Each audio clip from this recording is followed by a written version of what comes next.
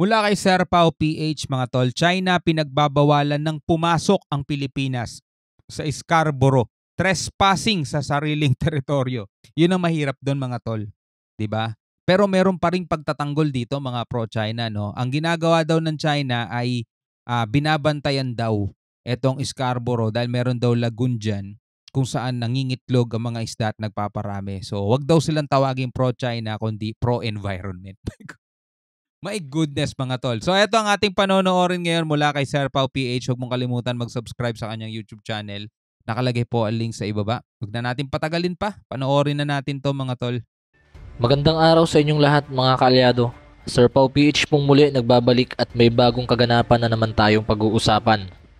Isang nakakainis na balita ito mga kaalyado, pero kailangan ko itong ibahagi sa inyo dahil makakatulong ito sa ating pamahalaan na maipakalat ang tamang impormasyon at makounter ang mga fake news at black propagandang ipinapakalat ng mga bayarang Pilipino na mga pro-China. Tama. Paki-like and subscribe agad ng video. So nandito tayo mga tol, yung suporta nyo sa mga ganitong klaseng video sa pamamagitan halimbawa ng pag-like and subscribe halimbawa kay Sir Pao at ganun din dito sa ating channel mga tol ay napakalaking tulong na yan para syempre maipagpatuloy natin itong mga ganitong pangkontra no sa mga nagpapakalat ng mga propaganda nila para ilapit sa ating mga puso itong mga ginagawa nitong mga mananakop na bansa. Mga tol, lagi nating iisipin, di ba? Napakayaman ng West Philippine Sea. Napakalaking bagay ang mawawala sa atin kung ipapamigay na lang natin yan. Sa ano matatawag natin sa sarili natin? Bayaning Pilipino, ipinamigay mo yung sarili mong teritoryo. Hindi, mga taksil tayo sa bayan noon pag pumayag tayo ng ganyan. Kaya ito, habang nandito tayo mga tol, etong mga channel na pinapanood natin, humihingi tayo ng suporta no, sa inyong lahat mga kapatid. Kaya huwag nyo kalimutan mag-subscribe. Tuloy na natin to. Video natin mga kaalyado, pakishare na rin para maikalat ang tamang impormasyon sa mga kababayan natin.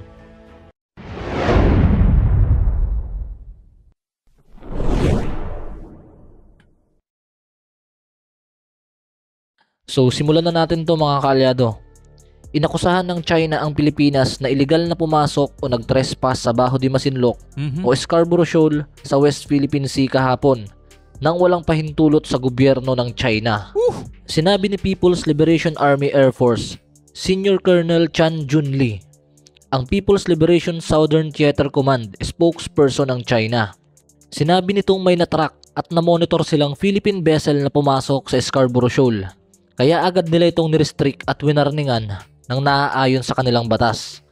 Wow, ang angas. Kala mo talaga sa kanila ang Scarborough Shoal.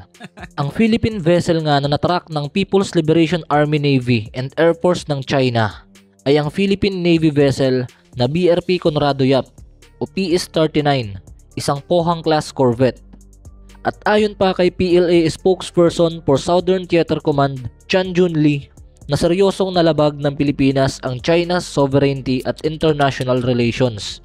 At ang ginawa daw ng Pilipinas ay pwedeng magdulot ng hindi pagkakaunawaan at miscalculation. Hinimok din ito na naman sila yung mga pahayag nila, no? Hindi nila yan sinasabi sa sarili nila kapag nanghaharang sila, kapag nilalabag nila international law doon sa anti-collision, 'di ba? Yung pagharang nila sa isang barko sa sa dagat na pwedeng magdulot ng pagbangga. Akala mo talaga napakagaling yun, no? Akala mo talaga hindi sila lumalabag, samantalang yung ginawa rin naman natin dito sa balitang to mga tol, legit 'yan kasi teritoryo natin 'yan, 'di ba? Masyado lang silang delusional kung tawagin. O ang panig ng Pilipinas na tigilan na ang paglabag at provocation para maiwasan ang escalation.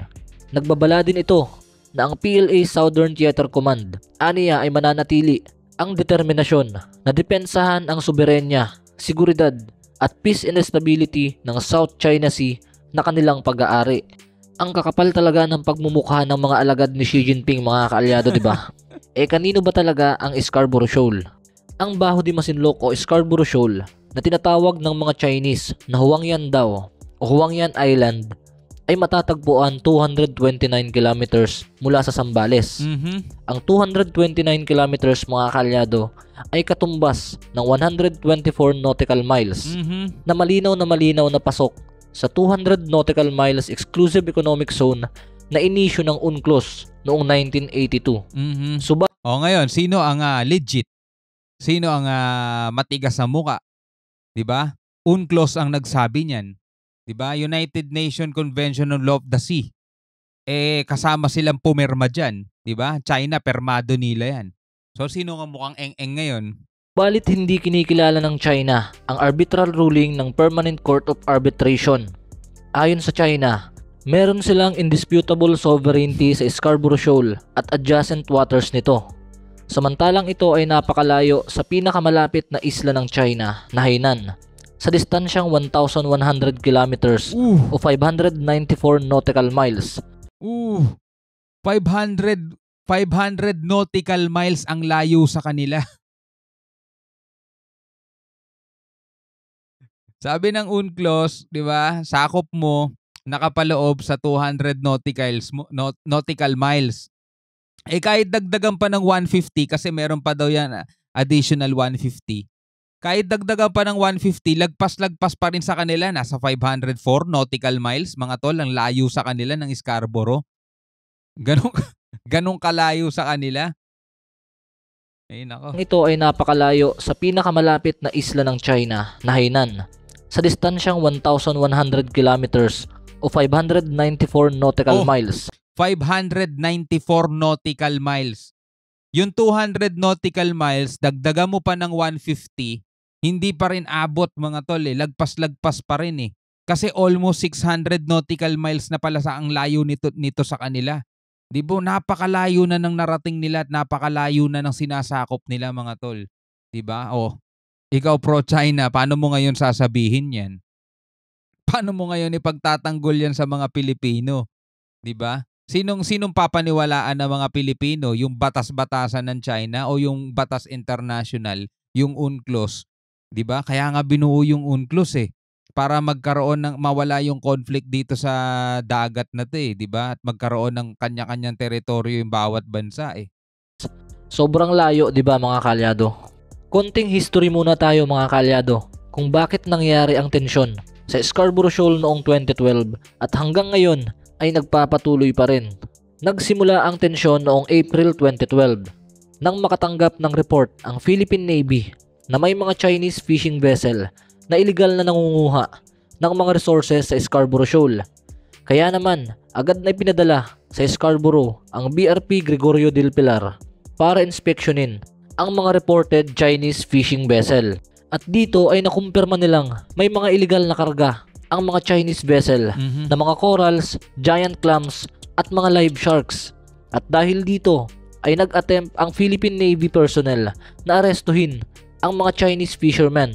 Subalit nang aarestuhin na nila ito, ay agad silang hinarangan ng China Coast Guard vessel at China Marine Surveillance Ship, at magmula nang mangyari ang standoff ay doon na nagsimula ang pag-i-exploit ng China sa mga resources na dapat ay para sa mga Filipino fishermen sana.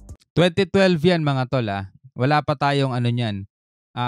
Court of Arbitration kasi nga 2014 na ipasa yon ni Pinoy. Tapos 2016 tayo nanalo. 'Di ba? Kaso sakto yon, naging presidente si Piduts.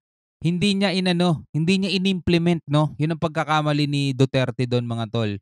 Napasa kamay na natin 'yun .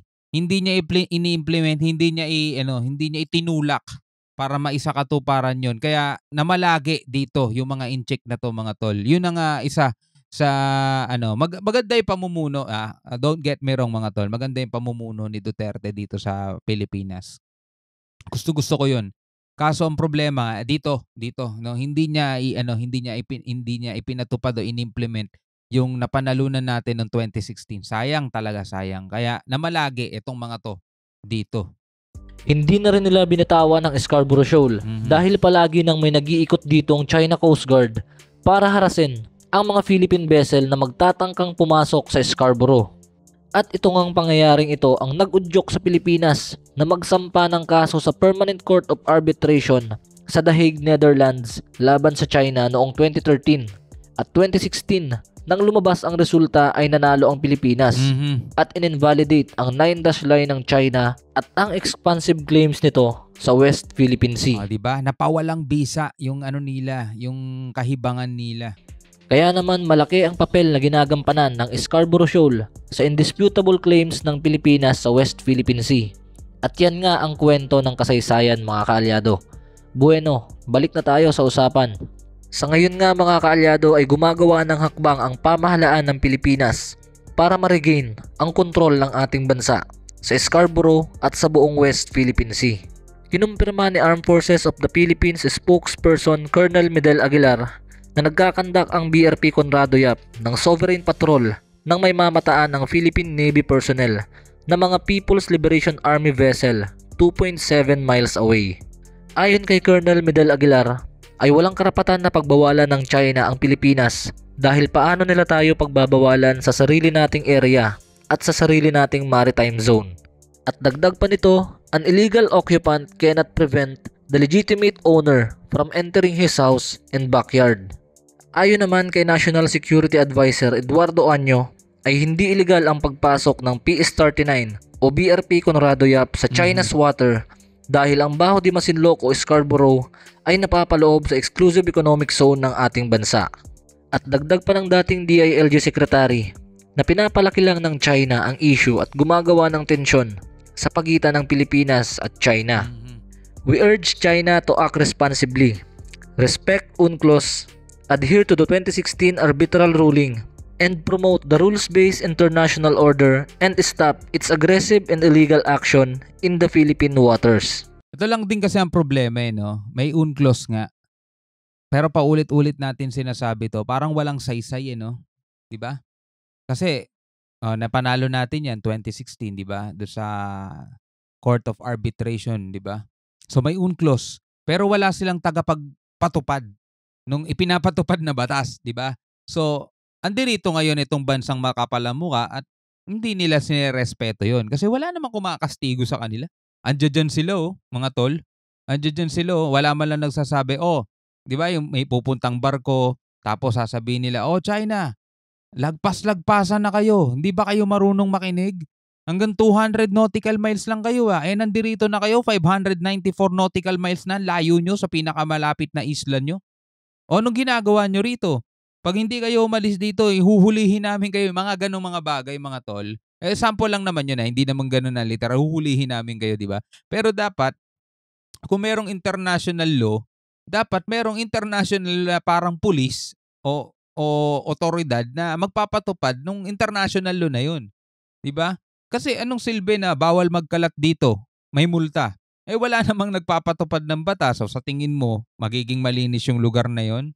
Ni walang kamera, ni walang pulis, ni walang maninita, di ba? Hindi magiging malinis yun. Magtatapon ng mga tao kasi wala namang sisita sa kanila. So ganun din to, no? Yun ang problema ng international. Yun yung kahinaan niya. 'Di ba? Puro puna tayo. Tagal-tagal na nating pinupuna China. Tagal-tagal na nating sinasabing sumunod kayo sa UNCLOS, sumunod kayo sa international law. Ano ginagawa ng China? Tinatawanan lang tayo, ha? International law, ano 'yun? Ano 'yun? Nag-e-exist ba 'yun? Yan ang nila. Sa kanila nag-e-exist lang yung sarili nilang batas at sarili nilang imaginary line, yung 10-dash line nila. So para sa akin mga kaalyado, tama ang ginagawa ng Armed Forces of the Philippines through Philippine Navy na regular na mag-conduct ng sovereignty patrol sa West Philippine Sea para maobserbahan at ma-prevent ang pang-aabuso ng China, lalo na sa mga corals at iba pang mga marine resources. Siguro ang may sasuggest ko lang para sa akin is dapat mas marami pa sanang BRP ship, as in mga Navy ship, ang ipadala ng Armed Forces of the Philippines para mas malakas ang puwersa at magbigay ito ng mensahe sa mga katunggaling bansa na pinapanumbalik na ng Pilipinas ang kontrol nito sa West Philippine Sea, especially sa mga most contested territory. Pero dapat bukod sa marami tayong mga Navy ship, bukod sa marami tayong gray ship, dapat meron din tayong lakas ng loob para talagang makipagharapan sa kanila. Ulitin natin mga tol, ayaw natin ng gera hanggat maaari hindi aabot doon. Pero kung kinakailangan natin talaga magpadala ng gray ship o magpadala ng warship dyan, 'di ba? Panindigan na, 'di ba? Kaysa naman magpapadala ka nga tapos ikaw din naman ang unang aatras. Ano 'yun? 'Di ba? So yun lamang sa ngayon mga kaalyado, dahil hanggang dito na lang tayo. Alright mga kapatid, ikaw bilang isang Pilipino, ano masasabi mo? Yan, no? Nag-brief background lang si ah, Sir Pao PH sa history natin, na kung saan ay yun nga binanggit niya, nanalo tayo dyan noong 2016 mga tol. Kaya yung sinasabi, ngayon lang natin din na-realize to, di ba? Sinasabi nila, panahon daw ni Pinoy nung mawala ang Scarborough. Diba? Panahon daw ni Pinoy nung ibinenta daw ng pamahalaan yung Scarborough, Spratly, o kung ano man yung binenta natin mga tol. Imagine nyo, no, 2012 nagkaroon ng ano dyan, ng standoff dahil nga ah, nakita ng ating otoridad na yung mga barko ng China ay may dalang mga corals, mga live shark, biruin mo, mga buhay na pating yun. So, nagtangka tayong arestuhin sila. Kaso, sumulpot nga yung kanilang mga navy at talaga nagkaroon ng standoff dyan na ayaw nga ni Senator Robin na maulit daw yun eh. Diba? Matuto na daw tayo sa nakaraan, sabi niya ganun. Ngayon, 2014 mga tol, kung hinayaan natin yung China at ibinenta na natin sa kanila ang Scarborough, bakit pa nagpasa ng complaint ang Pilipinas sa pangunguna ng president dati, si Noynoy, sa the Court of Arbitration mga tol sa Dahig? Bakit pa siya magsasubmit? At nung naipanalo na natin yan mga tol, 'di ba? Hindi rin naman natin hindi rin naman natin ipinush yan sa loob ng 6 na taon. Kaya etong China nasanay ng gano'n, mga tol. 'Di ba? Na-realize mo ba 'yun? Ako na-realize ko kasi palagay ko hindi totoong ibinenta yan kasi. Kung ibinenta yan, bakit pa nga ba nagsayang pa ng panahon para ibebenta mo tapos biglang magsasampa ka ng kaso sa Court of Arbitration, 'di ba? Parang kalokohan eh. Dapat lang talaga na i-push natin yan nitong nakaraan. Etong ano natin, no, napanalunan natin mga tol. Napawalang bisa yung claim nila dyan eh. Kaso, binaliwala lang din naman ng Pilipinas. So, sino may kasalanan? Ikaw bilang isang Pilipino, ano masasabi mo dyan? Comment ka na lang sa baba. Hanggang sa muli, ako nga pala si Shobal D. Peace out.